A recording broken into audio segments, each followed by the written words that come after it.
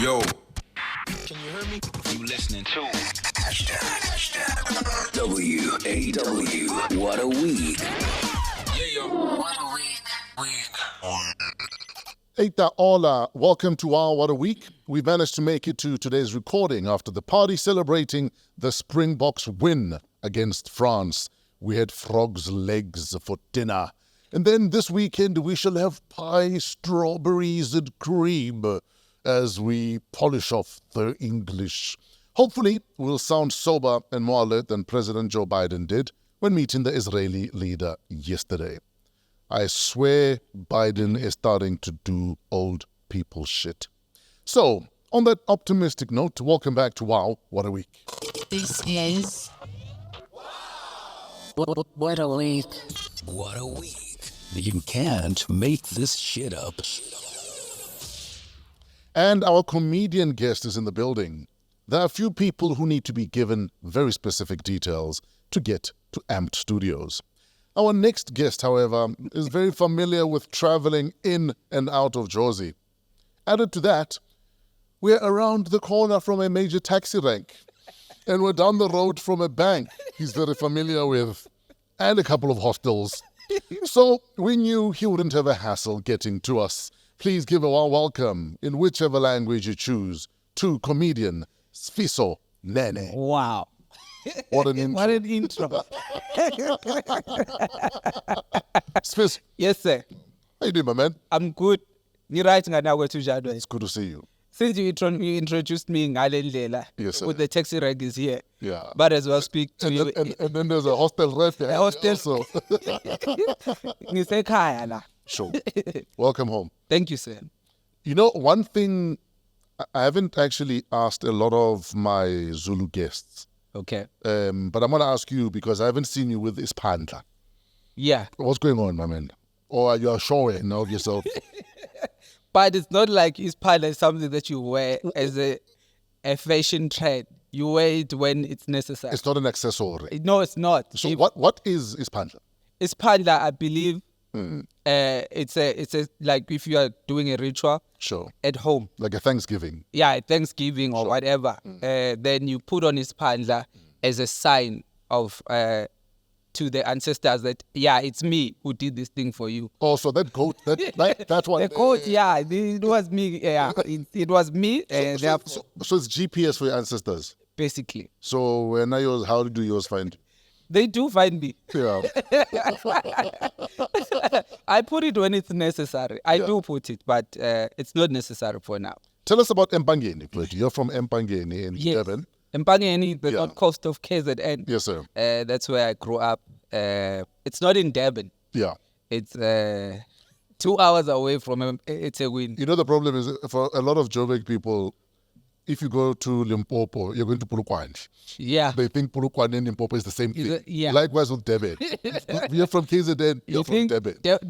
Durban is a city, Yeah. and then there are small towns. Sure. So Empangeni happens to be one of the small towns. Empangeni, that's where I come from, Sekai. And then did you play sport? Yes. Were you a soccer guy? I played soccer. Yeah. I played soccer. I actually thought I was going to make it in soccer. No, that's what I'm asking. Surprise, surprise. You've got that walk. You know that walk? say- That Phil Masinga, I just missed the goal, but I'm going to walk like this walk. You know that Phil Masinga walk? Yeah, I used to play soccer. And then your favorite team? Obviously, Pagapag, Yeah, as a Myanmar Nkan. sure. We won. Oh, okay. So simply because you guys No, I'm just beat putting it out there. Sundowns. Guti, we won the Yes, final. Shay Sundowns. Guys, what if Sundowns, this is the beginning of the end? Because they lost another match the other day to TS Galaxy.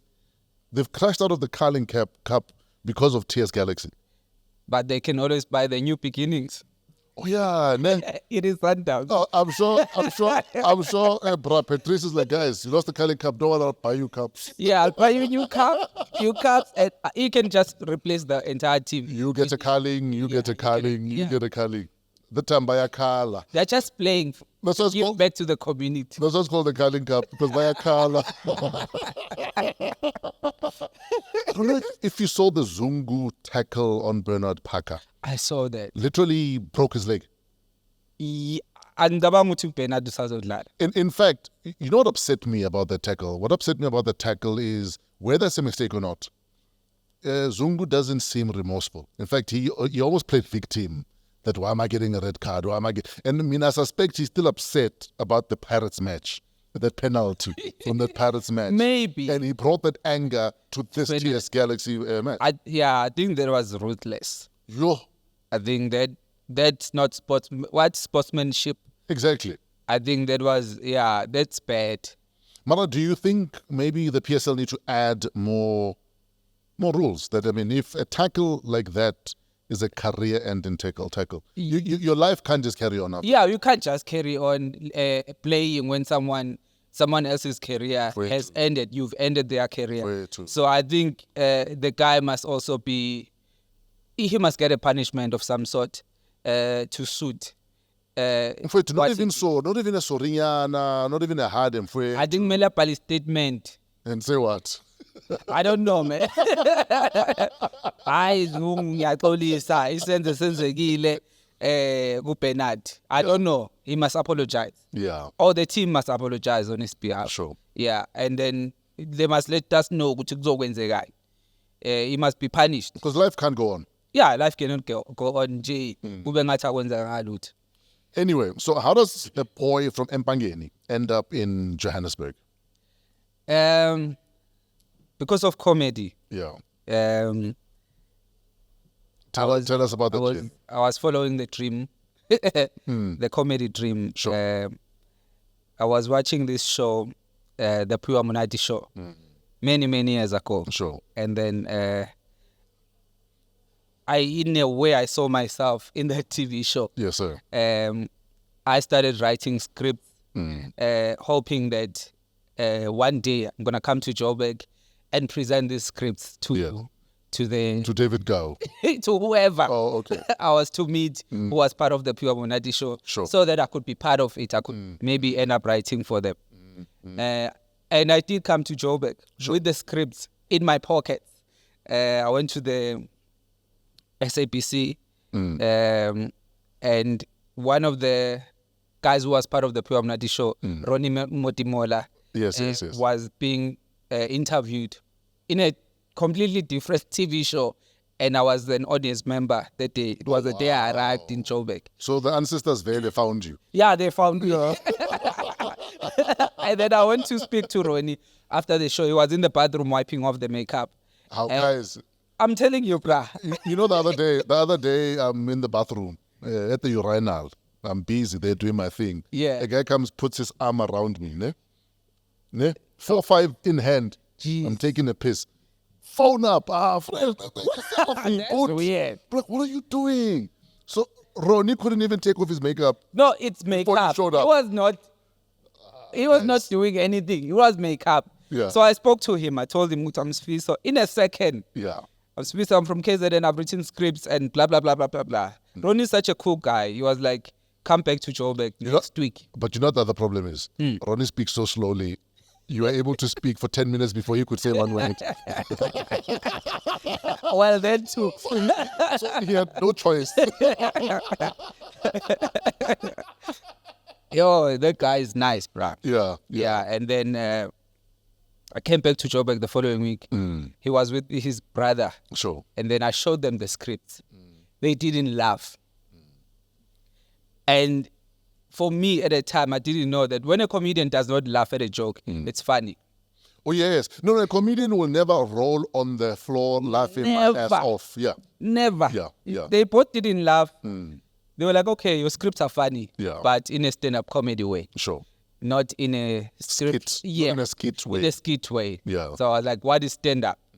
Then they were coming to Durban to perform at the Bird Center. And then they were like, you should come through and check us out. Sure. And then I went through and I saw. I was like, oh, this is stand-up. Sure. And then I changed my scripts into stand-up then. And then that's how it all started. Sure. And the rest is history. Yeah, and then 2 years later, there was that show, So You Think You're Funny. I went, and then I won it, and then the rest is history. Mara, when you are coming up even in terms of So You Think You're Funny, Yeah. vernacular comedy wasn't necessarily a big thing at the time. True. In fact, you guys are some of the trailblazers in terms of vernacular comedy. What are your thoughts on where it is right now? Because I think it's come a long way. Yo, And it's funnier. It's funnier because sikhuluma ngesiZulu, sikhuluma ngeSpedi or isiXhosa. Yeah. People relate to the humor in their language better than when it's done or When it's performed translated. in English. Yeah. I also started comedy when I was doing only English because at the time Venex space was very being echo as big as it is. We were not proud enough at the time. Yes, we were not. And then but now the Venex space is amazing. It is running the comedy space. As it should. We're an African country. We are a majority. We're an African country, so majority of our comedy should be in an African language. True. You know, you'll do English once in a while just because you want to make big blacks only money. Yeah. 5,000 people. 5,000, yes. But otherwise, you know, African comedy should be done in Vernac. Yeah. One of the other big stories, I don't know if you've ordered anything from Amazon.com. Not yet. Yeah. Because, I've been using them since 1998. I've been ordering CDs and books since 1998. Really? From Amazon.com. I'm one of the guys that made Jeff Bezos a billionaire. Me. Jeff, some of that money is my money, dog. Motherfucker. Anyway, so Amazon is coming to South Africa. I heard. Next year, there'll be Amazon.co.za. And they're saying that, in fact, the big talk is how will it affect, for instance, abotakealot.com, Abokendua, and even the retailers. Even the taxi industry. Our taxis already affected. Because you do know, the taxi drivers, if you want to purchase someone something, you take it to the taxi rank, 150, and then off it goes. That is what we do. In KZN. So now, with Amazon, izosilimaza leyo nto rank. Kushuthi kusazoliwa nje kuba into encane-ke manje fika no-Amazon South Africa. So Same day delivery. Same thing with Uber. Angithi kwaba nempi bakufika i-Uber. Manje sekuzoba ngalo Amazon-ke wakhona osuzosibakisa manje ngoba phela lo 150 abasezweleke. Sebeya kubantu-ke manje yabo. Sekuba nenkinga. Do you know that when I met Oskido lived by Joubert Park, by North Taxi Rank. And mina, I'm in Botswana. I'm doing law. And whenever I needed to buy records, Oskido would buy records at Josie, put them in a taxi, give the taxi driver 50 rand. Yeah. The same. That's our Amazon. The same system. My man, I would get same day delivery of AMA records from Oskido at the taxi rank. But if you order that now via these platforms, how long does it take? It's same day now. They claim it's same day. They claim it's the same day. It takes like 4 to 5 days or 7 days. Exactly. But in a taxi now. Taxi Express the same day. Yeah. It's a 4-hour delivery. My worry, because they're saying because 60% of what they sell on Amazon is from independent sellers. So, for instance, if when you're selling Sifiso's Archer, you can also register. Okay. But you know, there was the same excitement 2010 with people setting up BNB. Up much. Exactly. Most of the BNBs from 2010. But I think because the Amazon business, they have a plan that works in other countries. I believe that it's gonna work here in South Africa as well. I think it's definitely gonna work. I've heard that in different countries where they have arrived, where there were these other platforms. The other platforms, they suffer. So it's going to be a problem, but it's going to be good for us as consumers. But let's see if it will affect the Taxi Express. Nah, kuzoliwa nje fast 2 days nyana kushisa amability laphayana, nothing serious. I'm a warning shot. Yeah, warning shot laphayana sifuni Amazon sifuni. She said I blocked the few highways, that's it, and then life goes on after that. Then life goes on. Yes. So one of the other big stories this week, there's a video of Donald Trump that's gone viral. Donald Trump says, isn't it there's this thing nowadays that if when you identify as... Yes, what? If you identify as a football, we must treat you like a football. Yeah. Exactly. And the fact that there's people who are doing transitions. So if I identify as a girl, I'll even do a whole transition into a woman. Yes. So Donald Trump is saying he has a plan. He's going to speak to LeBron James. And The basketball player. the basketball player. And he's going to get other basketball players who also kick ass. And they're going to all transition into women. And then they're going to set up the most powerful women's basketball team in the US. That's crazy. I think it's brilliant. Because if we are saying that people that have transitioned to be allowed to, you know what, if that's how you identify, we're happy for you. If you identify as a cucumber, we're happy for you. But why should women be forced to compete in athletics against former men? Former men. And for me, I'm saying women athletes need to boycott any game where all of a sudden Sifiso. But you know what? What is the problem for us? The feminists. Yeah. Because all the trans all the alphabet gang. Yes. They are supported by the feminists. Which feminists which are supposed to be protecting women. But they are very quiet when men jump into the sports, or the former men play in the sports or perform in the sports with women. So, what is it? Double standards? I don't know. For me, it's a problem. If my daughter is an athlete and she's having to compete with former men, and we think it's fair, that's a problem. It's actually ridiculous. Then you know, with all due respect, then why don't you have a category for people that have transitioned? Simple. That way. Yeah. If you want to transition to whatever, it's fine. It's all good and fine. But if now we're coming to sports or any other activity that involves natural men and natural women, then then you must perform in the sports where you transitioned. I believe. They need to create the sports for trans people to perform or play alone, because now they take advantage. Yeah, but now they want to come after you and me and say, but we're discriminating. No, it's not discrimination. Fresh. Look at yourself. Let's say you transition into a woman right now. And then you go. I'd be a very big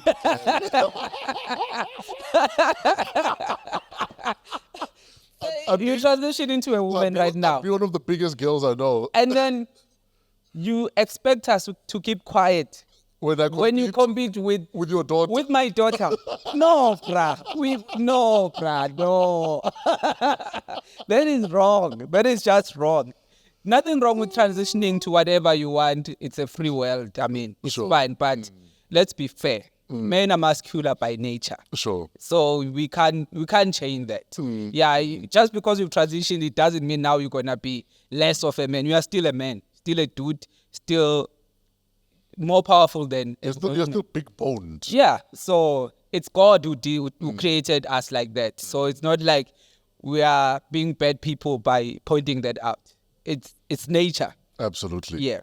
My man, you've often told your story about your upbringing, your background.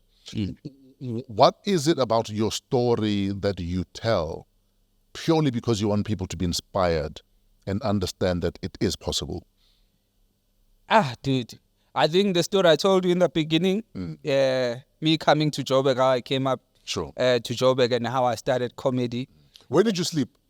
I slept at the taxi rank, not the taxi rank, at Park Station. So you didn't even have accommodation? No, I didn't. I used to sleep, like my benches at Park Station. Yeah, I used to sleep there. Because I would come here after meeting Ronnie, because comedy was mainly in Joburg at a time. So the club gigs were run in Joburg. So I'd come here from KZN, take a bus. You used to do gigs and then go back to Park Station? Yes. I'll take a bus from Devon. From 8, if you're on 3 la. Hang around. 3 p.m.? 3 p.m, yes. Okay, so you're waiting for an evening competition? Yes, go do a 5 minutes open spot. And then 10 o'clock, I'm back at the Park Station. Catch a bus back. If I miss it, then I would sleep there. Yeah, that was my life for a good 2 years.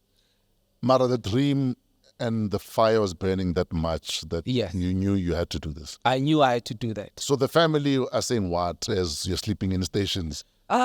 coming to Joburg to speak on the mic for 5 minutes? I didn't tell them. It's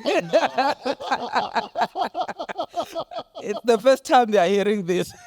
They wouldn't have approved. Yeah. Yeah, but then, when you have a dream and you're not doing anything wrong, but you are just hustling, then your dream is bound to come true.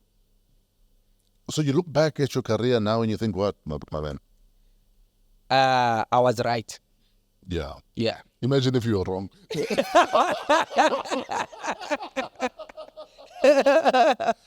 Before we let you go, tell us about baby mama drama. Man, that concept. It's an observation. I come from a hood where baby mamas are just like bayaziwa. Yeah. Or you don't want to have a baby with that one. Hey, but Because uzoba nenkinga. So because of that observation, then I created that concept. So can you tell how many babies does she have? Dude, I'm talking about all baby mamas, not one specific one. Yeah, so because of my observation, then I was like, let me create this concept because many people relate to the concept. Sure. And it's a concept that people like as well. Whenever I put up a show saying baby mama drama 2 or whatever, people come through. So I'm going to do that show until I die. What baby mama drama have you experienced personally? Now we are break, Hayaz. No, I'll move around. In network. Hello. We are gizo. Dude, what have I not experienced? Yeah. Look, my baby mama is nice. I won't lie. But there are times when I'm like, yeah, but you can be nicer. Yeah. Yeah, you can be nicer. You don't have to shout. You don't have to do this. You don't have to do that. There are many things, man. There are many things that I've experienced, which are common, even if you are not together with your baby mother, baby mama, or you are together with your baby mama. It's the common stories. Ingane yakhumbula ngo-12 ebusuku. Or 2 a.m. 2 a.m. Ingane yakhumbula ukuphi. Lamantombazana la ukhuluma nayo ngemuva. Ingane lambile la. So there's yeah. You're not allowed to have a life. No, you're not allowed. Because she doesn't have a life. Yes, because you broke up with her and you impregnated her. Sure. So you can't have a life. You can't live happily ever after when you let her with the kid. So that, some of the things. What's next for Sifiso? What are you working on? Oh, right now there's a concept that I'm doing, the combo comedy show. Okay. I mean, combo comedy show sounds like there's 2 pieces and chips. What is this? The combo comedy show is a combination of different comedians who speak different languages that I put together. Then I host the show. Okay. So I've been doing a few of them. I started before COVID at Carnival City. Then we stopped, obviously, and then we just came back this year. Sure. We started at Silver Star Casino. We went to Empress Palace. We went to Gold Reef City, and now we're going to Carnival City. So when are you at Carnival City? 4 November. 4 November? 4 November, Big Top Arena, Carnival City, combo comedy show. Who is on the line? There's Salesman, there's Siasea, there's Tabangi R, there's Eugene Koza, there's Stop Nonsense, and there's Pops is going to be there as well. Church Boy is going to be there as well. Sure. And then the following week, I'm doing Durban as well, combo comedy show at Suncoast Casino. Nice. Because I have to bring it home. Absolutely. Yeah. Absolutely. But are you going to bring it home when you know that your Zulu people don't want to hear any other language? Well, I need to have a combo of Zulu people there. Oh, different pieces. Yes, different. Because Zulu is not just... There are Zulus from the rurals. Oh, yes. Yeah, like Magatangtini. I've got someone called Magatangtini who represents the rurals. I've got Felix Sope who represents Mvelase. Sure. I've got Nondo R, Sababian girl. I've got Skumba from Tembisa. I believe that you are the key to saying to your fellow Zulu people, let's embrace other languages. Take the whole show to KZN. The pedis. Everyone. Kuphi KZN.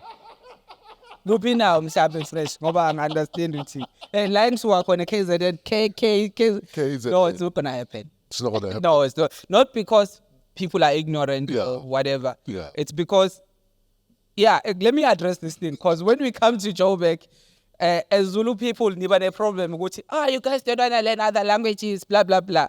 We were born in KZN. The only language that is spoken there is isiZulu. Sure. You grow up until you are 25, and then you're like, Yazin, let me leave KZN. Sure. Go to Joburg. You get to Joburg, there's 150,000 languages Sure. spoken here. And then you guys expect us to just understand all of them. Make an effort. Of course, but which one? Which language am I making the effort with? Pick one, my man. We are confused for the first 5 years, which we are just deciding. First 5 years, we don't know which language to pick. 10 years, we're like, okay, maybe it's Spade. Yes, Kabulela Hanyan. Yeah. No, let me drop a Spade. Angeke kusithuthi. Hayi akithibi. Uthi no man. Angizami isikhosa ke vele is almost like isiZulu. Sure. So it's not as easy as people. I had hope in you, my man. I obviously can bulela kanyane yabo, but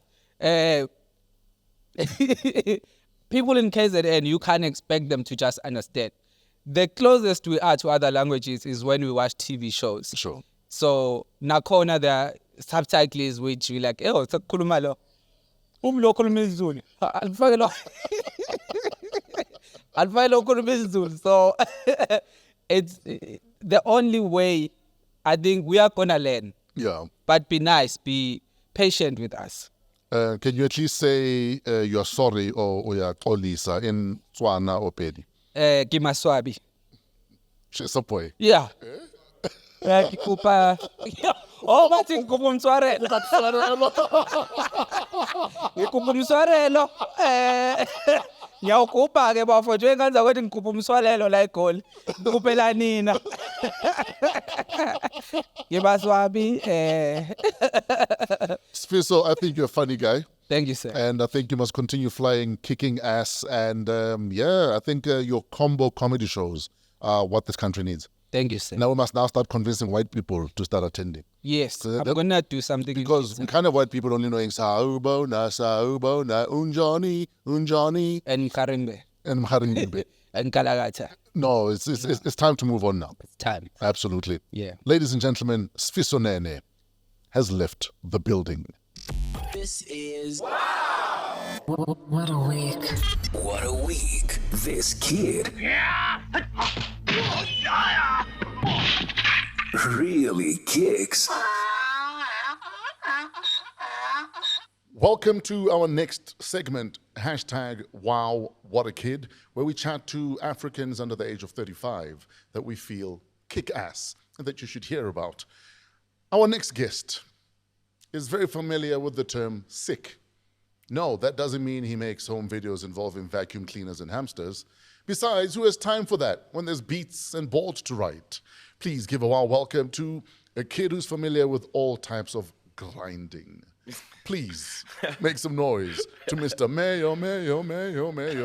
DJ Speedsta. What's up, Uncle? Is in the building. What's going on? Lesejo. Yebo. Am I diluting your pride when I call you Lesejo? No, it's okay. Maranki. Maranki. As you like to call me. What does Maranki mean? I actually don't know. I think my grandfather passed away in '92 when I was born. Okay. I didn't get to meet him, so they gave me his name. Maranki. Maranki, yeah. So why don't you ask what Maranki means? Good question. I should ask. Hey, I forgot to ask my parents, actually. Welcome to WOW What a Week. Thank you for having me. Tell us about this week. What's the week been like for you? The week's been good. I've been in Johannesburg shooting a new show. You're a citizen of Cape Town now. Yeah, I've been living in Cape Town. So I've been in Johannesburg this week. Yeah. I've been in the studio working on some music, shooting a new show, which is coming up really, really soon. So Okay. yeah, it's been a very good week. What kind of show is it that you're shooting? I'm shooting a show basically trying to remind people to not forget about people who were once their heroes. I think with the way things change and how quick things move, people sometimes forget how special people were to them when they were young, etc. So Okay. I don't believe in people dying in the industry or falling off. I believe that there's space for everybody to coexist. So just reminding people that didn't know about great people that have done great things. Yeah. So that's basically the show. Yeah. So this is a YouTube show. It's gonna exist on YouTube, but Okay. the way I'm shooting it is for TV. So I am shopping it around for TV. So probably by Feb it'll be on screens. Yeah. Gee, so we're waiting until February. It's dropping now in November on YouTube. Oh, okay. But Okay. by Feb we should be on TV. Relocating to Cape Town. Yeah. How difficult was that for you? It was actually very easy because I wanted to do it in 2019. Yeah. But it wasn't as easy in 2019. I couldn't just up and go because it was like, and then what? Like, Yeah. what are you gonna do there? You know. So last year when Love and Hip Hop came about, I took a chance and I was like, well, do you guys mind if I shoot in Joburg and me living in Cape Town? They were cool with it. Yeah. So it made things a lot more easy. And I think. I didn't have any friends and stuff when I moved there, which was kind of perfect because I just wanted to have some peace and quiet, you know.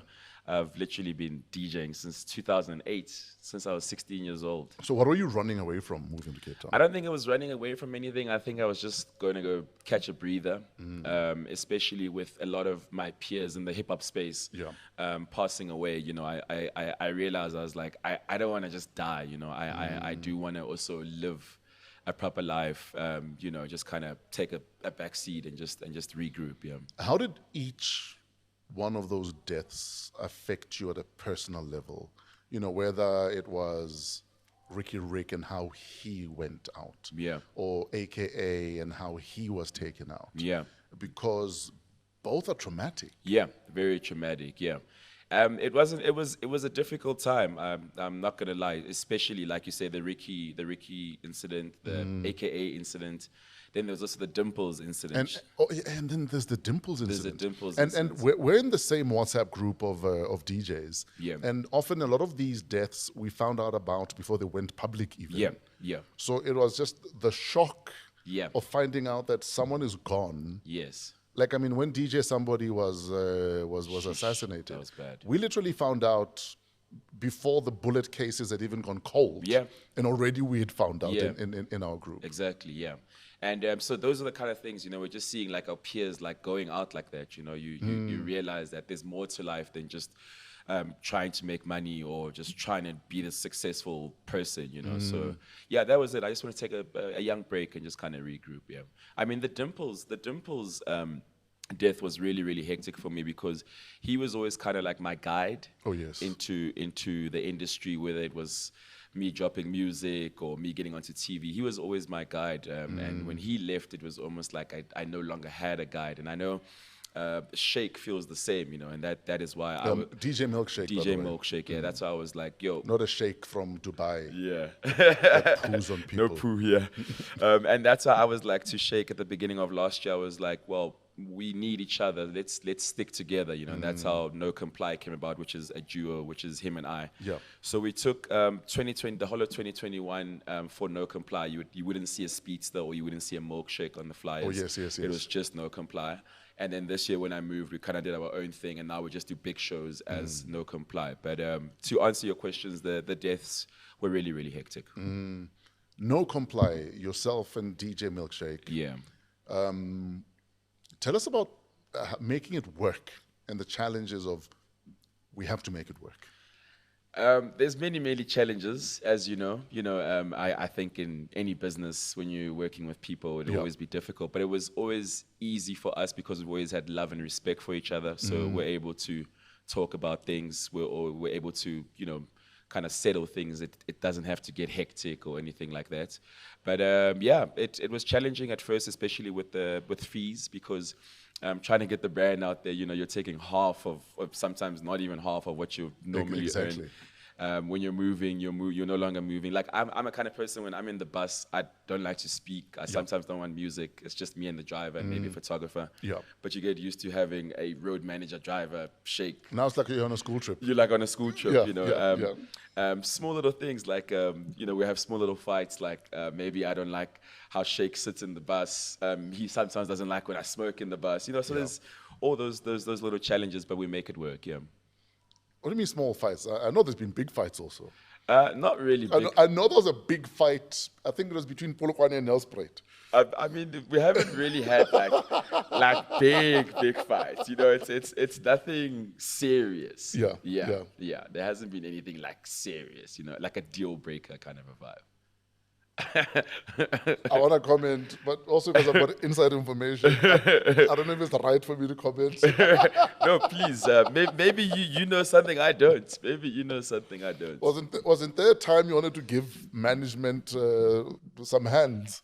Oh yes. No, I did give management some hands. Can you imagine? I did give management some hands. I apologize for that, management. Yeah. So how did he feel though, catching hands? But you guys must still travel in the same combi. He kind of got a wake-up call, to tell you the truth. Yeah. Oh, geez, so hands work. Yeah, no, he got a proper wake-up call. But I wasn't too proud about that. You know, after that happened... I actually forgot about that story. You know, after that happened, Milkshake called me. Yeah. Milkshake called me saying, we have a crisis. I don't know what to do. Advise me. Yeah. So Milkshake calls me, he uses me as a sounding board for a lot of things that happen in his life. And I remember him... at some stage even saying, maybe I should talk to you. Yeah. I was like, so that I can catch hands. I wouldn't dare. Yeah, no, I wasn't proud about that at all. But yeah, that happened. You were voted Hip-Hop DJ of the Year. Was it 2016? 2017, 18, 19, so 3 times in a row, yeah. Gee, slow down, bro. And, you know, with such awards will always come the naysayers. Yeah. How do you deal with naysayers? I used to deal with them very well, funny enough, but over time, I actually didn't know how to deal with them, you know, and that's the time when I was kind of losing my mind, when I was swearing the whole world on the socials. You went nonke on everyone on social media at some stage. Because I actually didn't know how to deal with it anymore. Before that, I was. So what was frustrating you about it? It was almost like you know, you do so much, people love you, etc., and one day you wake up and it's like people don't love you and they don't see you, and you know, you kind of get frustrated, because I was always like very nice to everybody, and it was just got to a point where it was like, okay, some people are taking advantage, some people are taking the piss, you know. Yes, I bother no one, but here you are fucking with my shit. Yeah. Kind of a vibe. So that wasn't the way to deal with it. But to answer your question, I didn't know how to deal with it. But how I deal with it now is just kind of, you know, close my phone and carry on, because you look at the social, someone is saying something, but you walk out into the town and everybody loves you. It's like a whole different vibe. Yeah. Would you say some of your social media rants affected your TV and radio gigs? Maybe the radio gig, not sure. The TV gig was coming to an end, but I was getting calls from up there saying, yo, just, you know, you got to watch out. What, from management? Yeah, from management, just like, yo, you got to... This is at Metro FM, by the way, if you don't know where he was. Yeah. So each time management call you out on social media, like what will go through your mind? At that time, like, I was so hard-headed, I was very like, whatever, like, fuck this guy, man, you know. I said fuck this guy, it's fuck that guy. You know, take this job if you need to take it, do whatever you're gonna do. But I think it wasn't that much of a big deal. It was more of a big deal with some of the deals that I lost. I lost a couple of deals. Because of your rants? Because of my rants. What deals did you lose? I lost the Kiwi deal. I lost the Order in General deal. And then from there, I lost the Castle Light deal that I was doing for a very long time. I kind of swore them as well. Well, you swore at them? I swore at them, yeah. Jeez, and then obviously that transpired to word getting around, you know, that he's a problem child. Don't work with him, which is where I am, which is basically where I am at now, trying to fix that whole. So you're trying to make amends now? Basically, yeah. So what was the wake-up call for you? I guess just, you know, kind of growing up, waking up and understanding that, like, you know, life is not fair. Life goes on. And, I don't know. In fact, we're going to play a game. The game is called Who Was More of a Problem Child? Yeah. Me or you? Definitely me. No, we'll see. We'll see.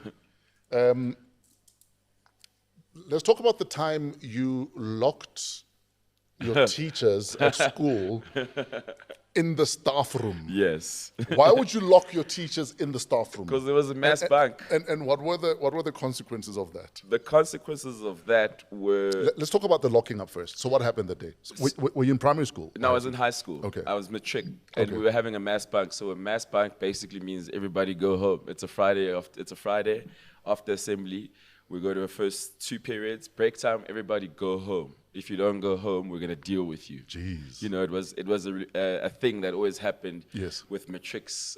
When I was in grade 8, it happened grade 9, grade 10, etc. So I was in matric, so it was time for me to now do it. Yes. So yeah, I had a deal with the bus driver. I hope he's, I'm protecting him. Yes.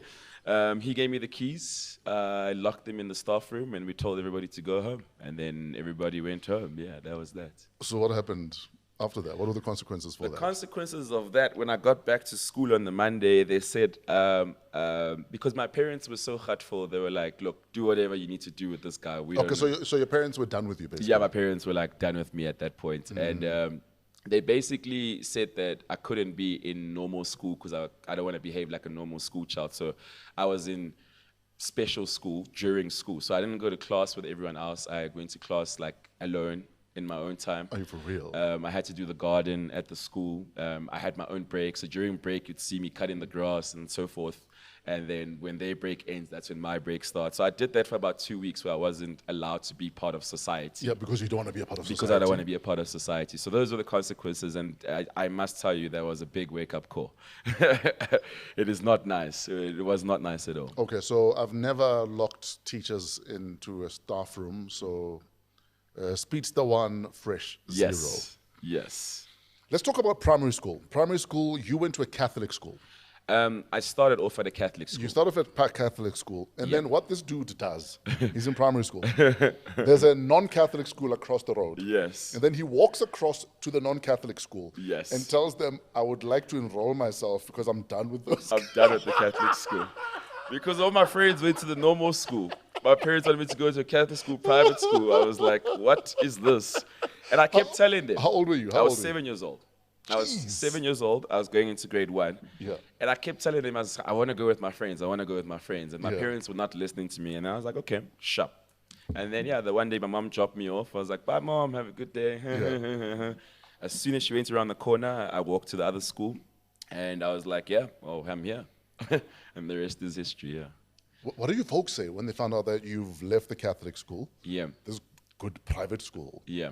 To go to public school. So the reason I was so comfortable with doing that as well is because at the public school, my parents knew the principal.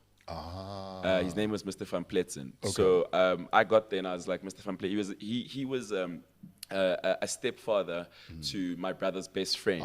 So he knew you. He knew me, yeah. So I was like, Mr. Van Pletzen, please call my parents. I want to be in the school. So I got there and then he called them. They came in, we had to buy a uniform, and then, the next day I was enrolled. You are a legend. I've never done that, so Speedsta 2. Fresh 0. Yeah. You arranged a sleepover with your friends. Yes. And then your brother comes home and finds you guys drunk. Yes. You were children. Yes. Tell us about that. First of all, that was not my idea. That was not. I was just there. That was not my idea. But yes, I was having a sleepover with 2 of my friends. Yeah. And we had won our first roller hockey game. Okay. And my dad always had a fully stocked bar, but he's never touched alcohol in his life. So how old were you at the time? Geez, we must have been 13, 14. I think 13, 14, around there. And my dad always had a stacked bar, but he never drank. And the one day we decided to taste. Yeah. Tasting 1 drink became 2 drinks, 3 drinks, 4 drinks. And that was obviously the first time we were drinking. So my brother walked into a house of vomit. We were sleeping in our vomit. My parents obviously woke up. And what my parents actually did was they were like, they're not going to deal with this. So they actually called my friends' parents and were like, come see for yourself. Come see your children. Come see what's happening here. And we got the hiding of our lives that day. Yeah, that was pretty heavy. I've never been found drunk by my parents. In fact, the only time I drank was, I think, in grade 4. Yeah. We'd gone and watched what is it? The Drunken Master. It's a Jackie Chan movie. Yes. And he'd drink wine and then he'd do kung fu drunk. Yeah. And then we came home. My parents had a braai. Yeah. And there was these boxes of Autumn Harvest. Yes. That had been left all over the place. So me and my friends removed the sack from the thing. Yeah. And then we drank this pop Autumn sack. Harvest. We drank this Autumn Harvest and decided that we were drunken masters. That's the only alcohol I ever had until I was 21. So Speedsta wins 3-0. Yes. Next challenge. Sorry. You ran away from home. Yes. Tell us about that. What happened was I used to steal there used to be cars at home, so I used to steal the cars a lot. Yeah, because that's the next challenge. When the parents go away, you know. And I think my parents were catching on to what I was doing. So the one time they went to Sun City, and they said they were going to come back like Sunday afternoon, like 5 o'clock or so. So it was a Sunday, and I'd taken the car early, went to the skate park, did like donuts, showing, trying to be cool. Yeah, you're the man. I was the man. Took the car back home, nice, proper, and then went back to the skate park like nothing happened, And just the speed in me was puppering, and I was like, no, man, I need to take the car and go one more round. I want to go show some chicks that I can drive. Yes. And so I kind of like, my parents called on because I called them. I was like, so what time are you guys getting home? I was calling them the whole time, just trying to gauge how much time I had. And long story cut short, they basically lied about when they'd be back. Okay. So I went to do whatever I was doing, and then when I got back home with the car, they were there. My parents were there. I was like, oh, shit. And then, we basically had a big fight. And then that was the first time my dad actually like laid hands on me. How old were you? I was probably 15, 16. Yeah. And how did it feel catching hands from Pops for the first time? It was strange because he's not a violent guy, know. He's I think that's why I ran away, because I was like, what the fuck is happening, you know? So I was like, so you ran away to where? I just ran away. I went to my friends. I went to the skate park, because this is my rebel times when I wanted to be a pro skater. That's what I wanted to do. And at the time, all the white kids were going to homeschool, and we were doing, these were all the crazy things that we were doing. So I just ran away, and they somehow found me. I was very sad when they found me. How long were you gone for? I must have ran away about 4 p.m. on a Sunday night. On a Sunday afternoon, they found me maybe midnight, 1 o'clock, Monday morning. I thought you were going like for a week. No. I tried to run away for a week, but you realize you don't have that much money and so forth. Matricia stole the car. We had I was at boarding school, but our boarding school was like 10-minute walk from our house. Matricia, we're done with our exams. In fact, it's just before the exams start. Go home and I steal the car. You know these Mercs, the 230E? Yes. We're that green one, that olive green one. So we go partying with my boys. My girlfriend is at the back. It's nice. And then we're going from a house party to a club. And another friend of mine, he drove his dad's Nissan 1400. Okay. I didn't know the Nissan 1400 fucked off. I thought I'm in a Merc, so I got this. So we're literally drag racing along a busy road. Sure. But this Nissan 1400 was going like gear for gear. The Nissan 14, I'm like, what the fuck's going on here? Yeah. But then when we got to a turnoff, I think a dude slowed down, but I didn't realize he'd slow down. So I pranked into this car. Oh, damn. I pranked into this car and took out the front lamp of my dad's Merc and the fender. So we went partying anyway. And from there I went home and I parked the car. And they never saw me again until I'd finished my exams. I just left the car there. Really? I said nothing. And I just left the car there. Until my mom came to the boarding house and says, we saw what happened to the car. Don't worry, you can come home. Nice. You're not in trouble. Oh, that's nice. But you had good marks and so forth there. And I mean, in my matric year, my marks were decent, but before then, they were khaki. Really? They were khaki. And then the one time I ran away from home, again, I was a kid. I was, I think, grade 1 or grade 2. And that smacked me because I'd sworn at my dad because I was that guy. If my dad shoot me, I'd shoot him back. Okay. Because you grew up with white kids, right? So I swore at my dad. And not a good idea. They smacked me. So I did like it happens in the movies. Yeah. I literally took a dishcloth. Yeah. And I put some bread in it. Yeah. And then I tied it into a stick. And I told them running away. Yeah. So I left the yard, and I walked. There was a big like morula tree. Sure. Like not far from the house. So I went and sat there the whole day. Really? So that they think I've run away. Yeah, because you didn't have a cell phone at that time, man. Jeez, fuck, I didn't have a cell phone for a while. Yeah. And the food ran out. Oh. And then as soon as I was hungry, I came home. Went back home. And then as I walk in, my mom says to my dad, I told you he'll be hungry and come back. That's crazy. So I was very upset. Okay. So what, is this a draw? That's a draw, yeah. Running away and stealing cars. Yeah. You broke both of your wrists. Jeez. How did you break both of your wrists? How do you know all of this, Uncle? That's so crazy. I've got a great research team. I broke both of my wrists on a friend of mine, Foobs' quad bike. Jeez. We used to have quad bikes or whatever, and I've always been a very chachara kid. I've always like... Nothing has changed, but carry on. You know what I mean? And I don't know what I was thinking, because it was the first time that we had, he got a four-wheeler that had reverse. Yeah. I was like, reverse? So I don't know what I was thinking, but I was trying to do a donut in reverse. Yeah. So I was reversing really fast, trying to donut, and yeah, long story cut short, the bike fell on me. Both my wrists were broken. Jeez. I couldn't even pee. So Foobs actually, he used to go to the bathroom with me and Hold on. zip it for me.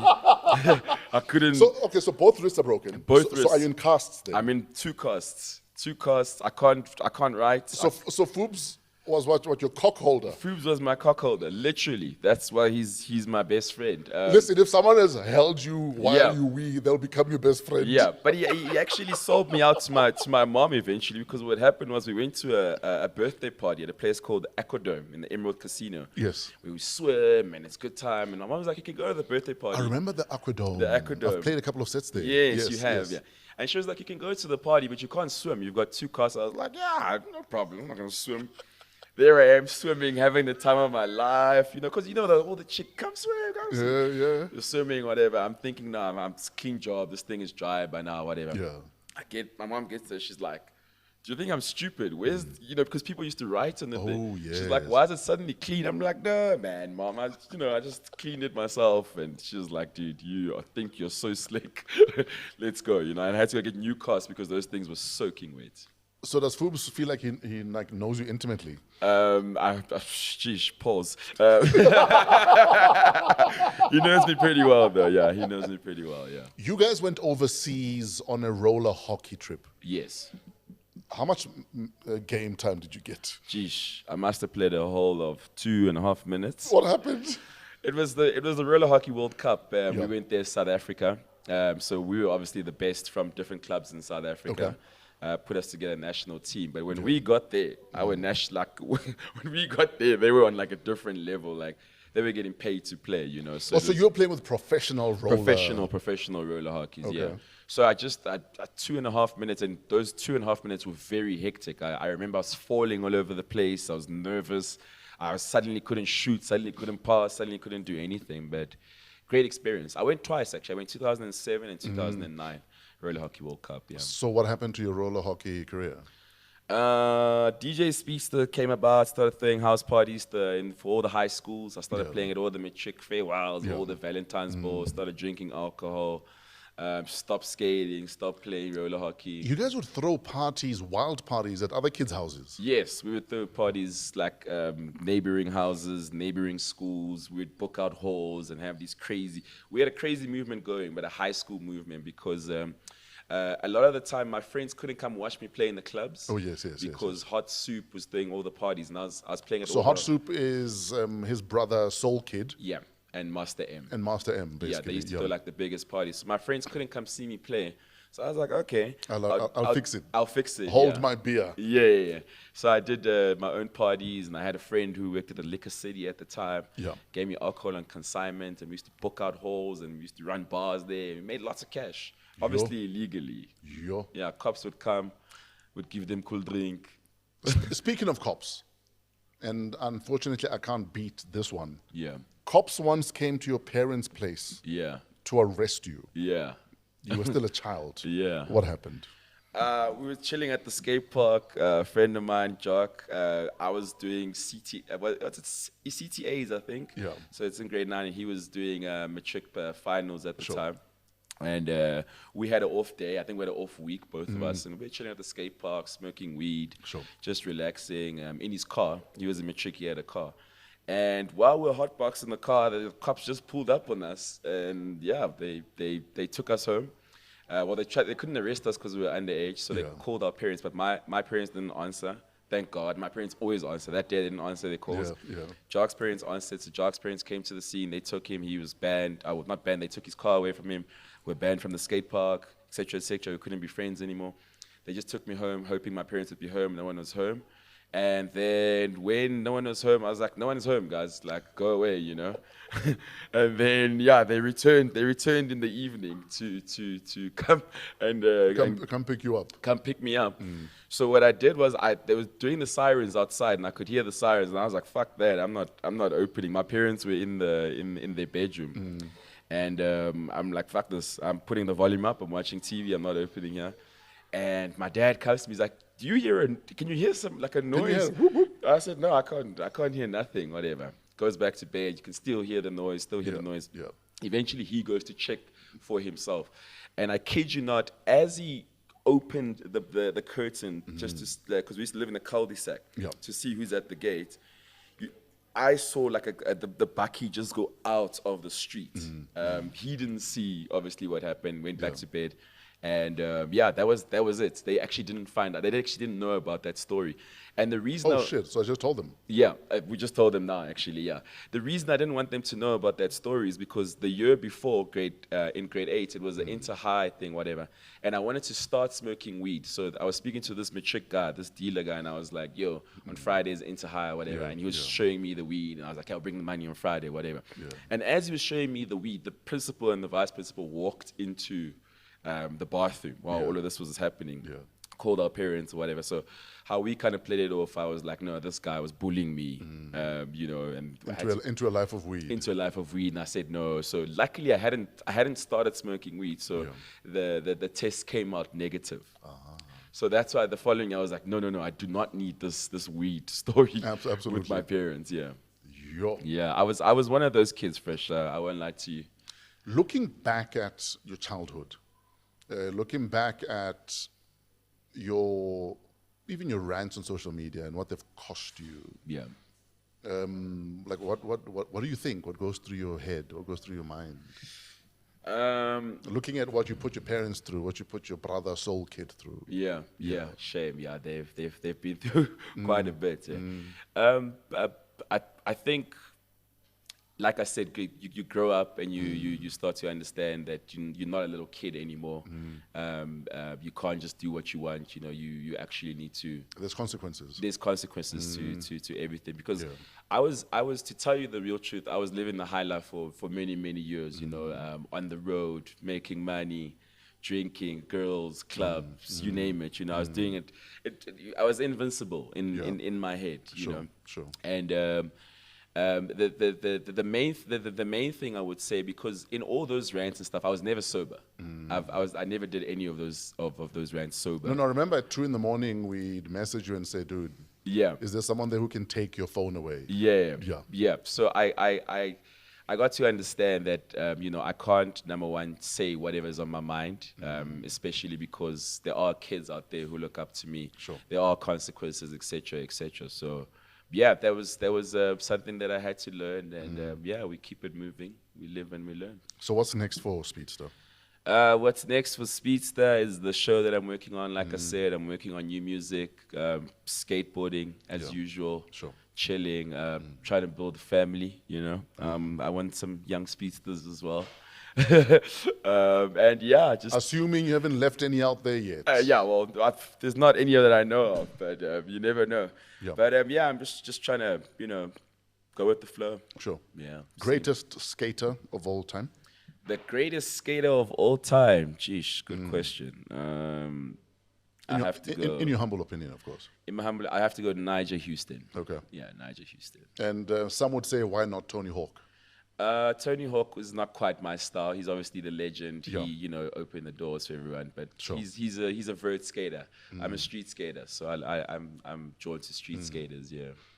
Greatest non-South African rapper of all time? Greatest non-South African rapper of all time, probably have to go with Jay-Z. Yeah. And then South African rapper? The greatest South African rapper is definitely AKA, rest in peace, yeah. What is it about the Super Mega? The Super Mega understood how to speak to South Africans, and he was the most South Africa you would ever find.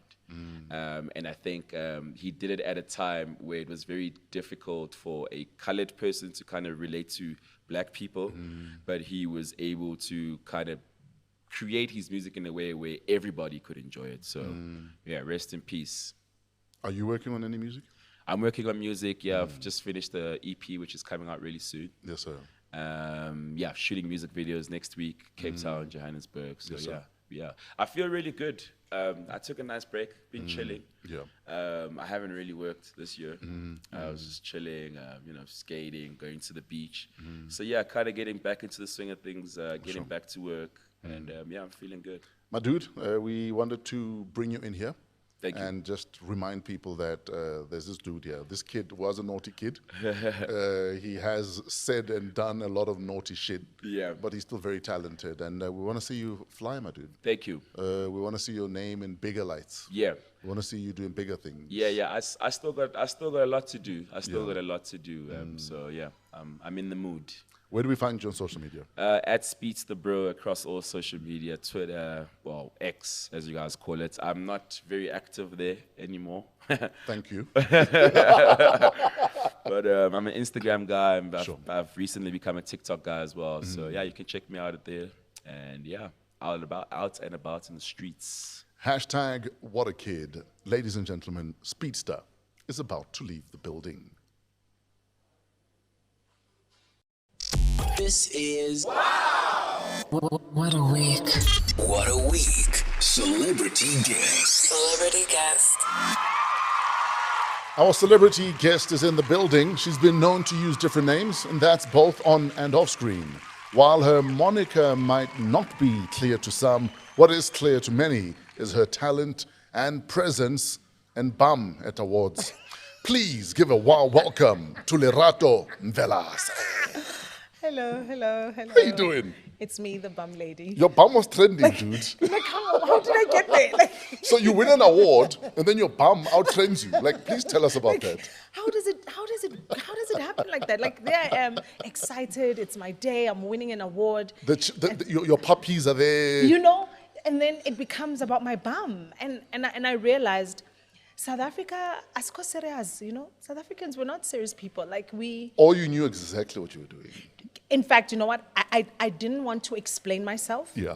Because when something has happened, it's happened. Yes. I think I operate like that now. It's like things are what they are, and Yes. let's let them be. That outfit was a last-minute outfit. Okay. That underwear. We can tell it was last minute because it was not complete. You left the other Well, that half. too. You left the other half at home. But the underwear was a mistake. I took the wrong underwear, and I didn't get ready at home. What do you mean you took the wrong underwear? So I've been on set, like, for the past month. Oh, yes. Every day. Leaving early, coming back home late. Okay. So I had this one particular day where I was not in like 3 or 4 scenes. I asked to leave to go to gym because I hadn't been going to gym. I went to gym, then I said to my niece, can we just quickly go into the shop and see if I can find something? And that's the outfit I found. And the plan, when I tried it on, I had my shorts. Okay. So I was like, I just need to find nice, cute bum shorts. Yes. There was no time to find them. And on the Saturday of the awards fresh, believe it or not, I was working. My outfit is not complete. And I walk into the store where I see underwear, and I just grab the wrong one because I was in a rush. So what do? I either don't wear anything or I wear the G-string. That's your story and you're sticking to it. You see, I was like, that's why I don't want to explain myself. I shouldn't. It's pointless. That's what happened, believe it or not. Congratulations, award-winning actress. Yeah, thank you so much. How did you feel walking up there? Well, apart from the draft. Yeah. I think there was that moment elicited a feeling of celebration for the first time in a long time in the industry, you know, where... And it's a thankless industry. No, it is. It Very is thankless. completely. Like you can't really put it in your heart, because if you do, then you become bitter, you become angry. You know, just do what you got to do and enjoy it. You know, so when my name was called, I think for a second, I you know, you don't think it's you, Yes. because you're not used to it. You know, it's not something that you're familiar with.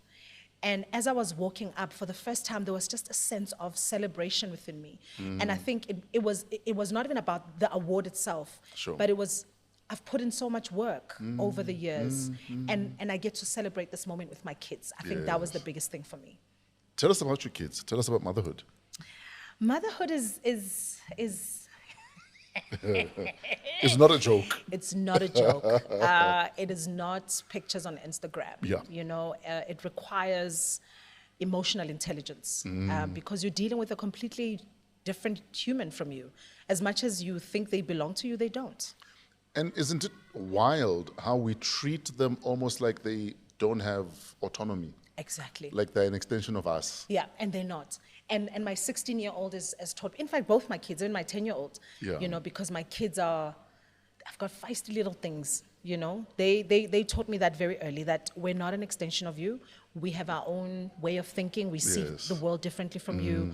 And over the years, I've come to embrace it. You know, at first you fight it because you're just like, we didn't do that. We didn't have Twitter. Yes, you didn't have Twitter. So you are And not... I'm your mother. And I'm your mother. You know, I never spoke to my mom like that. But besides that, you know, Fresh, just being able to share a life with somebody that appreciates you for you, you know, and loves you unconditionally on your good days and bad days. I think that's the best part of being a parent for me. Where do you think they get this feistiness from? I'm asking for a friend. I mean, like you say, you know, dynamite's coming. Exactly. Exactly. So this is WAW What a Week, and we'd love to also know just about your week. And I know you're from an audition right now. Yes. Do you think you got it? It felt good, you know. The one I went to earlier this week, that's the one I really want. Okay. And they all went well, you know. And I suppose after you do the audition, you walk away from it, because then you're stressing over it. And then if you don't get it, then you're heartbroken. You kind of do the audition, you do the best you can, and pray that they call you back. So I hope they do. When did you get to that stage of understanding that it's just an audition? And if someone else gets it, maybe it wasn't for me. It doesn't mean I'm any less of an actor. Yeah. Because it comes with maturity. It doesn't happen instantly. Yeah. You know, at some stage, it hurts a lot that I didn't get that. How? When did you get to that stage where you grew up? I think I grew quite early, Fresh, you know, because I started working as a teenager. Yes. So the rejection part came very early for me. And You did backstage as an extra. I did. I did. It was a cameo. It was a cameo. Small cameo Yes, role. yes, Yeah, yes, yeah, yes. yeah. I did backstage twice. Yeah, I did it. I was just happy to be flying to Cape Town at the time. Yeah. No, I shot when they were here, and I played a nurse. Yeah. But you know, rejection for me came very early. I was a skinny, dark. I was very dark. You know, we played in the street. So what else is going to happen? You're going to burn in the sun, right? And back then, that was not considered cute or pretty or anything that is accepted, really. And you know, there were derogatory terms that I was skinny, you know. So I had weight issues, and I wasn't the prettiest girl in the room. So that helped me a lot, you know. We're a generation that's strong. Raised tough. You raised tough. I went to, because I had to get my eyes checked out. Yeah. And my ophthalmologist was actually saying that to me, that generally people born in the 70s and early 80s are tough. We're very tough. Because they needed to dilate my pupils. Yeah. And he said, listen, we're going to dilate your pupils, we're going to put drops in your eyes. Yeah. And it's going to be blurry the whole day. Yeah. So after he's done doing all of his tests, I'm like, dude, it's not that blurry. He's like, In fact, it's too clear now. no. So he's like, oh yeah, you were born in the 70s. You guys are buckies. You're like Yeah. tough. No, we are. So the blurriness was gone like Yeah. sooner than earlier. So Yeah. we're definitely raised different. We are. I mean, my daughter, my oldest, well, both my kids are athletes, right? Yeah. And there's an athletics competition today, and she's not going because she's damaged something, she Okay. says. So this morning I say to her, it's the last time you're not running. And she's like, Mommy, what am I supposed to do? You need to get me checked. You need to take me to I don't even know what she said. You need to take me to a what to go check. That's you listen, sissy. Dude, kids nowadays are plastic. They are. You know, we'd play outside. You'd kick a rock. Yes. And then your toe would burst open. There's blood. You just take sand, you hold it.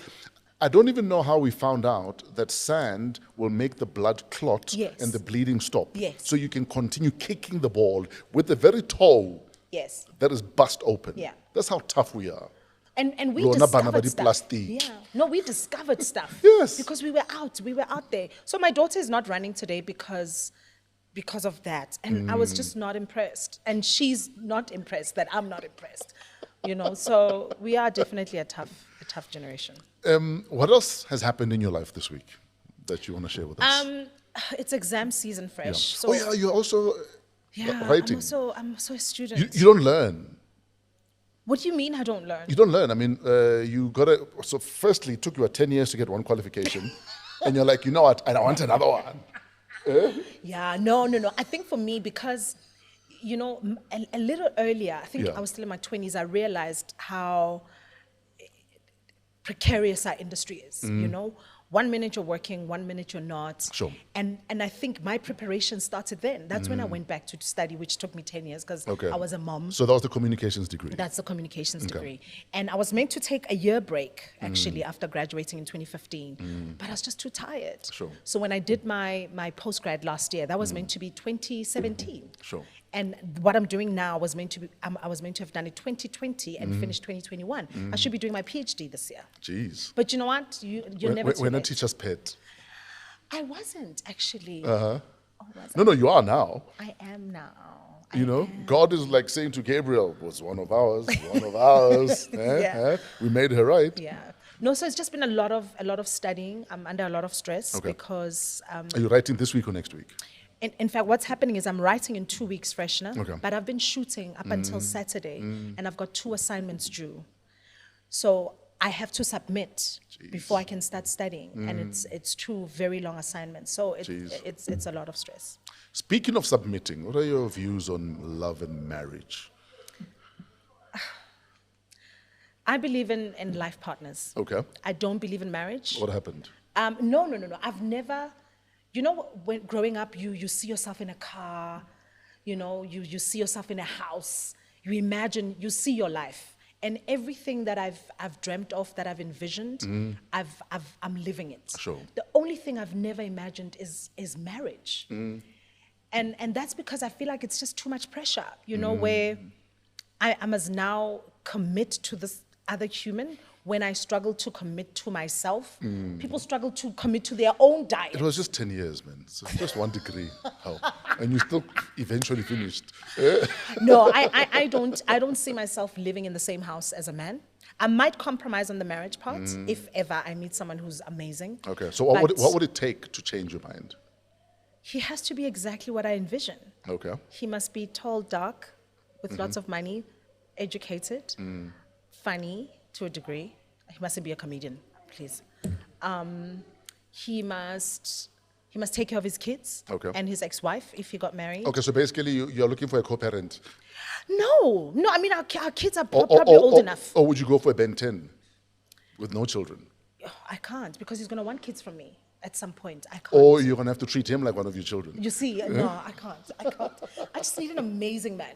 And yeah, that's hard to find, but you know, he'll come at the right time. I'm told you are very shy when it comes to intimate relationships.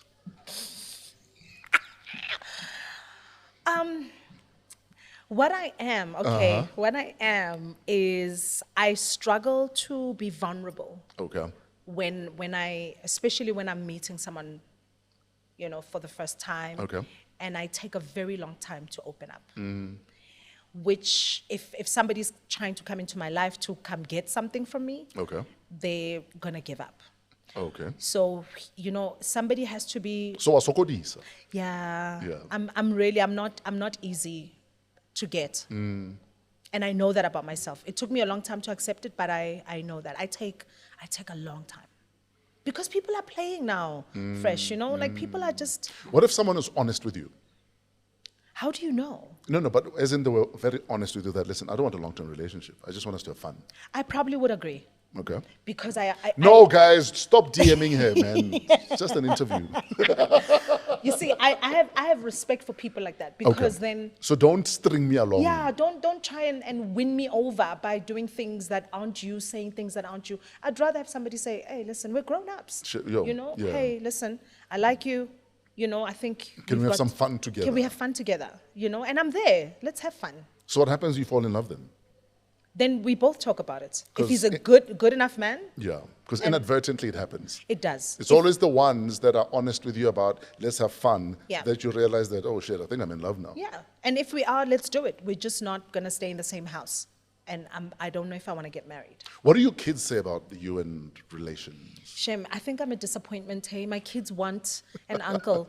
Yesterday, she was showing me the rugby guys. Yes. What's his name? Pele, Ibel. No, just speak out loud. Just say it. Eben. Oh, it's a Beth. Who? No, man. Ibn Elizabeth. That guy. So the one to a white uncle. No, just a handsome. She's always showing me it's Idris, then it's this one, then it's. They just want yesterday an uncle. They're just like, Mom, meet someone. And I think for my oldest one, she's leaving in 2 years. So I think for her, it's like, I don't want to leave and you're all alone, So Isabeth, call me. That's his name. Yeah, he must call me. Because my kids like you. So, yeah. You're also very deeply spiritual woman. Yeah. No, don't. You don't have to agree. I know. Yeah. I know a lot about you that you don't think I know. Yeah. You're deeply spiritual. How does that inform decisions you make, roles that you agree to take on if you're shooting, friends that you choose to keep? So how does the depth of your spirituality inform how you live your life? One, I struggle with a lot of people. I am a people's person. Sure. But I struggle with a lot of people because my energy picks up a lot of energies very quickly. Hey, dude, I've got the same problem. Yeah. And when I'm not in a space that I'm comfortable in, I can't hide it. I'm not a good actress in real life, actually. And so can't you act like you're fine? I can't, fresh. And people get surprised because Yeah. I'm really not. In real life, I'm not because my life is my life. And then there's my acting. And then when you withdraw, they think you're being funny. Yeah. At that time, you're just biting your tongue. Yeah. Because we're those people. You say what you need to say, right? Exactly. But besides that, fresh, I don't have time for minor things, minor engagements, things that are frivolous and that fade. I'm not one for the hype, for the moment. I'm very intentional about how I live my life. That's how I live with my kids, how I live with my family, and the few friends that I've got, within the industry. Very, very few friends. And they only get to see that part of me. They get to experience it because that's a part of me that's precious. I don't think I need to share that part with the world, because it doesn't change anything, but it does change my friends' lives. It does change my family's life, and those are the people that matter to me. So I struggle with going out. I do, but get me out of my house. Didn't you miss a dinner that was thrown on your behalf to celebrate your award? Yeah. Your own dinner thrown for you, you didn't attend. I struggle. I really do. Like, people are tiring, fresh. If I must philosophize this idea of people. Yeah. People are exhausting, especially now because we live in a world where people don't want to get to know fresh. They don't want to get to know Tato. Absolutely. They want fresh. They want the idea of fresh. Yeah. and then and they can't handle Tato because Tato is a real human with emotions, with a history, with problems, with and with only, boundaries even. with boundaries even, you know, and people don't like boundaries. In fact, the minute you show them your boundaries, you realize, oh, we're actually not cool with this person because being in the industry we're in, people are entitled to us. They're entitled to your time, to your energy. We support you. Yeah. You know, and because they want you to be part of them, you must be at that party, you must be at that event. And it's like, no, guys, I love my home. I love my space. I love my space. But for instance, though, you also have a transport business, as it were. So how do you reconcile the fact that you've got a shuttle, but you don't like people? So my transport is for my family. Okay. And my friends. Okay. You know, because I like big cars. Yeah. And I always have. But that's because I love family. I'm very family oriented. In fact, myself and my niece were having this conversation yesterday to say, you know, I must buy myself a small car when I pass my MBA. Okay. So that I have my own car. When do you finish the MBA? Next year. Jeez. Yeah. So one more year. It's not too far. One more year and then bye. Then you know, then soon it's Dr. Yeah. There's actually a beautiful ring to Dr. Lerato Mvelase. Right. It actually sounds so right. Right? Yeah. I can't wait. It's It like actually sounds 2 so more right. years. In fact, 3 more years, then that's it. You're Then it's done. actually inspiring me to wanna go back to school. Don't do that. Please do it. Jeez. Why not? You still have the energy. Look, our eyesight is not so great anymore. So That's why I said the ophthalmologist the other day. The ophthalmologist the other day was like, you know what? Your body looks 10 years younger, but your eyes are your age. Your eyes tell you. Your eyes always, when I'm driving and I don't have my glasses, I'm like, what, you know, at night. So just please do it. And I'll tell you why I encourage all black people to go to school. Yes, I know we can push the notion of we must be entrepreneurs, and I get that. Yes. But not every business will win, you know? But when we've got an education, we're not a generation of trust. In fact, we're not a people of trust funds. In fact, our parents slept. Thank you. Dad, where's the trust fund? Right? Like, where is it? Right? So I believe that all of us have to have some form of education because this is how we can break the cycle. Yes. You know, of poverty, of criminals, and only if we go back to school. But it saddens me, literally every corner when you drive in Johannesburg, there's 4 or 5 children in the streets during the week. What does that tell you about the future of this country? You know, I'm very scared. We're in trouble. We're in trouble. We're in a lot of trouble. We're going to play a game. It's Yeah. called Lerato Mvelase, the musical. Okay. Because we know you sing, or some might not know that you sing. In fact, the first time I interviewed you, you had a single, Ting Ting. Oh, please. Fresh, come on. You know, I was so hoping. I was like, please, can he not remember that? Like, can he just not? The thing is, I don't forget people that are impactful, and you are impactful. So sadly, I can't and shan't forget. So basically, this is Your Life, the musical. Yeah. Starring you. Okay. Yes. So, Lerato Mvelase, the musical, your childhood. What's that song that you'd sing in the childhood part of this musical? Mandela just came out of prison, Okay. and this is the song that came that very night. Okay, so you were about 10, 11 then? Yeah. When Mandela Yeah. came out. I know my maths is quick. Yeah. Tina, abantwana base South Africa. Hold on, so you wrote this? I wrote the For song. Mandela? For Mandela. Oh, wow. With the hope that one day I'll meet him. And I mean, it never happened. Tina, abantwana base South Africa, sizophila kamnandi.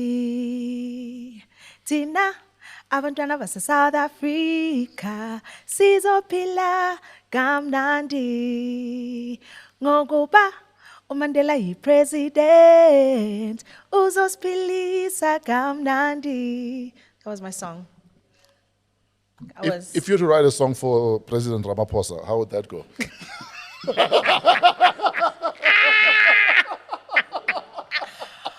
Oh dear. It might be a little gibberish, you know.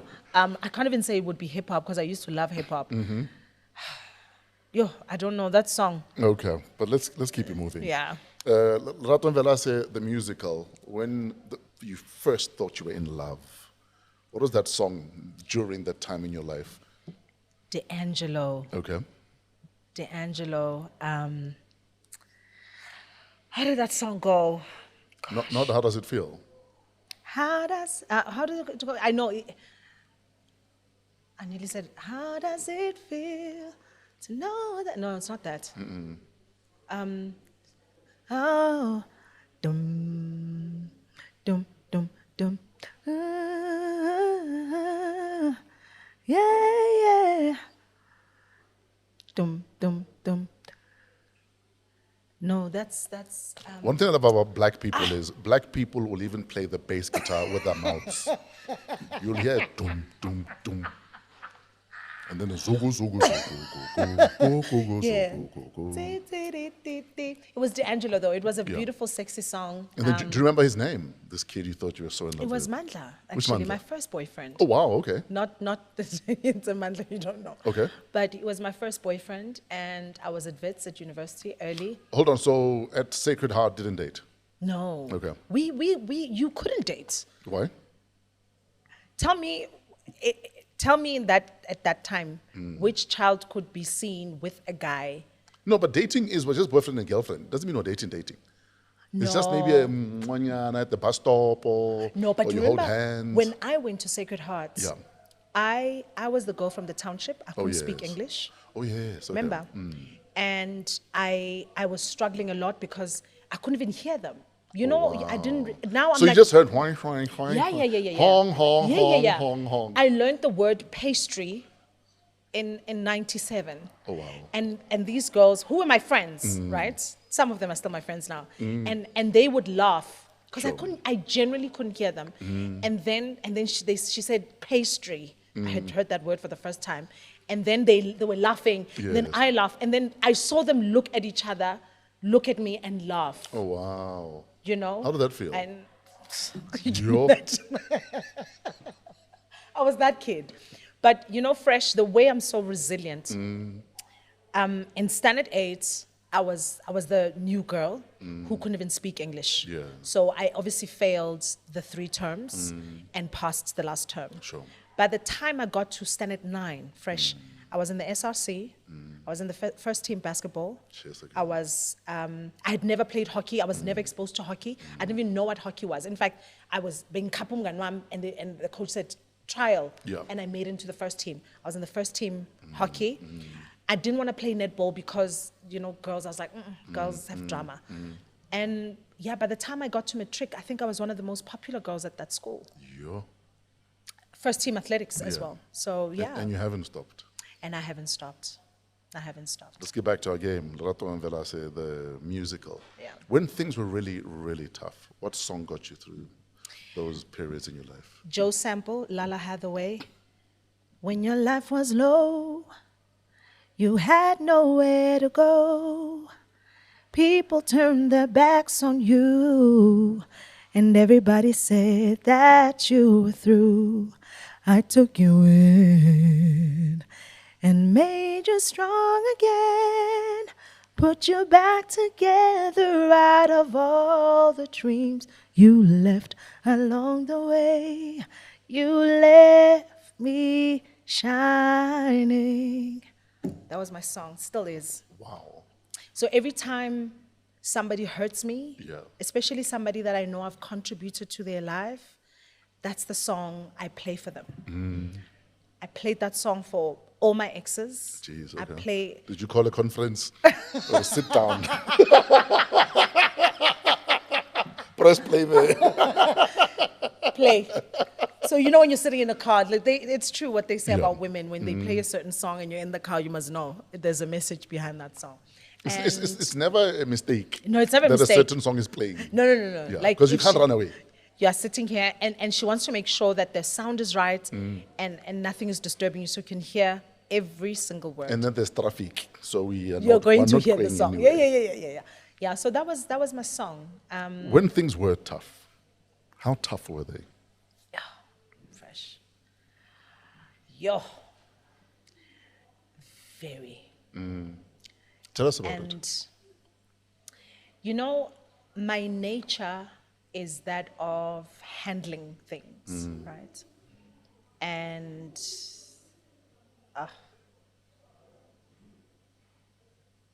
Excuse.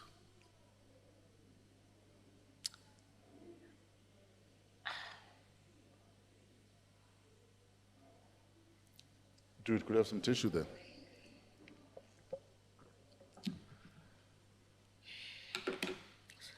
so I handle things, man. And thank you. That's just who I am. You know, my mom raised me like that. And I suppose having to take care of my family from such an early age, you have to be strong. You know, you have to grow up very quickly. You know, as a kid, I remember at Sacred Heart specifically, we didn't have money at all at home, right? And I would miss school, and I couldn't afford to miss school because you can't even speak English. You're teka-taking already. I'm teka-taking. So you need to show up. I need to show You need up. to get there early, in fact. And I mean, I was there with Madiba's grandkids, Sisulu's grandkids. Yes. You It was know, that school. It was that school, you know, and I'm this kid whose mom worked at a factory as a seamstress. And I mean, I've been told 5 rand fresh. What do you buy at Exactly. Sacred Heart with $5 for lunch? So I spent most of my lunch days in the bathroom because what are you gonna eat? You know, man, fresh. What are you thinking as you're going through all of this? What thoughts are keeping you company or not?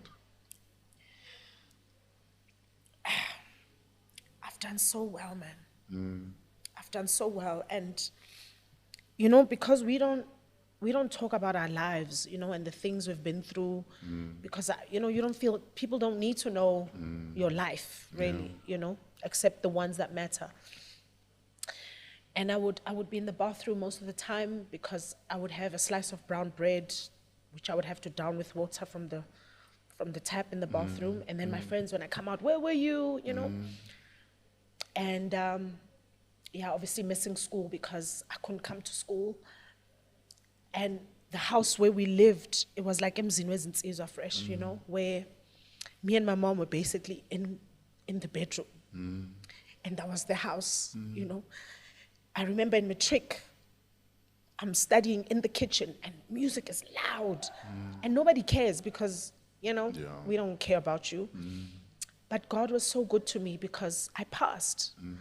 And when I got to vets and I was at res and it was quiet, it was such a relief because for the first time I could cry. Sure. You know, I didn't have to be strong. You know, in that house, I had to be strong. You know, Which is not fair on any child. on any child. You know, Because as a child, you should be able to express exactly that which you feel at the time. And where do you express that? You're going into the place where you live in that house, right? And I had to have this interminable courage and strength for a child, and to a degree, that worked for me. You know, some experiences you go through them and you don't see how they're helping you for the future, you know. It becomes your foundation. Yeah. That throw anything you want at Throw me, I will anything. deal with it. Throw anything at me, you know, and I'm not here to be part of anything. You know, I'm not here to fit in. I'm not ensnared by anything. You know, I create the world that I want for myself. And I'm grateful to God that my kids get to see that, you know, that you have to decide for yourself the life that you want. Because if you don't, then people will decide for you, you know, and the life that I lived as a child helped me because I'm not part of a clique. You know, the friends that I have. You managed without a click. I managed without a clique. You know, in fact, I was the girl that was laughed at. And one experience fresh that I have to share with you, then I went to Rosebank a couple of years later after Sacred Heart, and I bumped into one of the guys that used to make hectic fun of me. And he sees me and I see him, and he came to me and asked for 20 bucks. Can you imagine? Right? And for a second, you know, you feel like saying things. You're not low. Yeah. And I was like, Because also, just seeing the faces that tormented you, that alone is a trigger. That alone is a just seeing the trigger. face. Yeah. And sometimes it's not even just the trigger. You literally, Yeah. Your heart literally skips. Yeah. You squirm. Yeah. Because you remember the words that were said, and I couldn't respond because I didn't know the language.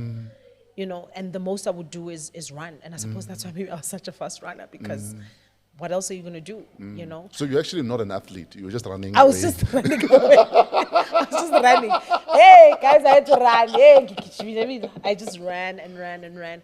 And you know, because of Did you give him the 20 rand? I gave him 200 bucks. Jeez. I gave him 200 bucks. And because of how I grew up, Fish, you know, where you've got a family, but everyone is scattered, you know, around the country, and you and your mom are going through all these things. I've got a bus because all my nieces and nephews are in that bus. I'm that aunt. Ah, yes. I'm that aunt. You know, I make sure my nieces, my nephews are together, because I don't want any of them to grow up feeling alone like I did. You know, where you've got no one to talk to, and you know how we were raised. Our parents never spoke. You know, whatever they went through. They just, you got on with it. You got on with it. There was no sitting and talking. I sit with my kids and we talk, and I look at them like, hey, these things. If only they knew. If only they knew. You know, we never spoke with my mom. It was something happens and my mom would pray. That's my mom. You know, everything was just pray. But I drive a bus because I don't ever want any of my kids, because they're all my kids, to feel alone. They must know my cousin is there, my other cousin is there, my sister is there, because I know what that would have done for me if I had that. You're living in this commune, as it were. Things are tough for you and mom. When you did talk or chat, what did you talk about? Most of the time, my mom spoke about how you must never avenge yourself. My mom never believed in, because, you know, as a kid, you are not emotionally intelligent enough to understand what that means. Because you're just like, why would you keep quiet when someone hits me? Why would you keep quiet when somebody swears at you? Why would you let people, we lived in this house first, why would you let them, you know? Everything for you, solutions must be, they're all practical. But my mom operated on a level that I don't even think I would ever be able to get there. Years later, I'm facing situations, relationships, and suddenly I'm not avenging myself. Suddenly I don't have to defend myself. Sure. I don't have to tell the world what the other person did. I don't have to say anything. You keep it moving. I just kept it moving. And God and my ancestors did the rest. They did the rest for me. Surely there's also peace that comes with not having to worry about, I'm going to show you. And if people understood the power of that, Fresh, where it is okay to walk away. Yeah. It is absolutely okay to take your plastic with your clothes. Yes, you bought that pot, you bought the bed, you built, I understand all of that. I walked away, Fresh. I walked away, and I had to start over, and I did. And the peace that came with that. I've got happy children. Sure. And that was the biggest thing for me. I don't want my kids to ever see me vengeful and angry, and because then your kids grow up to become those people. My kids saw me walk away. My kids saw mommy start over. My kids saw mommy not care what is happening. And I've got happy children. And I remember when we had to tell our kids that we were divorcing.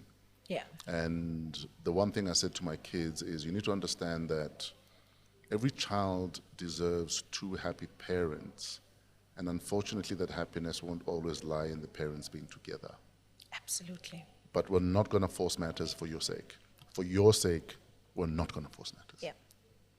And they're probably very happy. Because you need to see both your parents thriving at all times. Absolutely. Because that's how you thrive as a child. Yeah. Knowing that I don't have to worry that mama's coming home angry. Yeah. Or papa's coming home angry. Yeah. And they're shouting at each other at Taking 6 it out o'clock on in the us. morning. Yeah. You know, your kids want to see you happy. My kids have seen me happy all these years. You know, being a single mom, and to have them encourage me to see someone, I'm like, I've done an amazing job. Sure. Because my kids never had to fight for my attention and my partner's attention. Sure. They are now at a point where it's like, Mama, go live, flourish. You know. We're wrapping up the Lerato Mvelase musical. Yeah. This is the final song at the end of the musical. It's your victory song.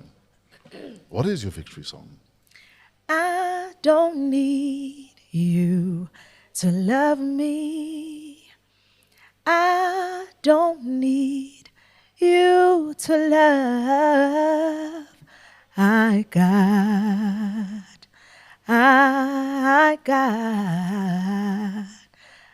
got my sister. I can feel her now. She may not be here, but she's still mine, I know. She still loves me. I got my children. I can hold them now. They may not be here, but they still mine, and I hope they know I still love them. I need to carry on. Got my house, it still keeps the cold out. Got my chair when my body can't hold out. Got my hands doing good like they're supposed to. Showing my heart to the folks that are supposed to. I got my eyes, though they don't see as far now. They see more about how things really are now. That's from Color Purple. Yo. Studio audience, come on, guys. You guys have one job. One job. And you failed. Dude, Yeah. we wanted to celebrate you Thank you. and just remind you who the hell you are. That's why we invited you here. Thank you for sharing with us. Thanks for being open with us. Thanks for being so raw with us. And thanks for kicking ass, man. Thanks for being an inspiration. Thank I you. just might fuck around and go to school next year. Please do. Please. I need classmates that I like. The other day, didn't you post that you are looking for a man? No, guys, you know, let me tell you. Did you or didn't you post that you're looking for a man? No, I You didn't. didn't, okay. Did I? Or that you're ready to date, or that you're something. No, I didn't. Okay. I didn't. Okay. So what I know is I did an interview Okay. over the phone with someone Okay. early this year, Okay. fresh, no?